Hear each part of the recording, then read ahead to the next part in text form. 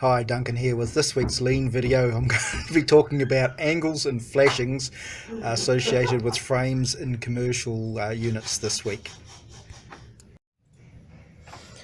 Unlike domestic frames, most commercial frames have angles and flashings of various descriptions around the frame, and these vary from frame to frame and position in the building. And as we have a look here, where are we there? We're told that the angles and flashings to reference for this are on detail A10A on sheet A811. The same for the jambs, and a different one again for the heads.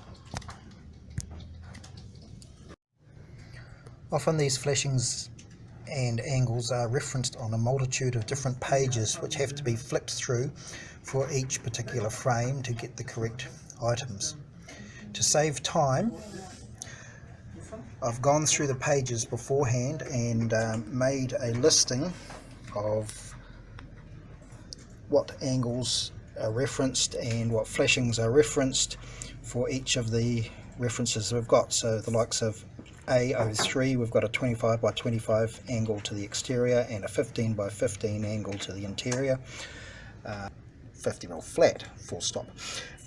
On this one with a 50 by 50 angle to the interior. So rather than having to flick through the pages on a multiple series of times, I can just reference this and say I need a 25 by 25 angle on this jam, a 15 by 50 angle on that jam as well, put them in, and end up with a whole range of angles and bits and pieces associated, and just put them into the quote.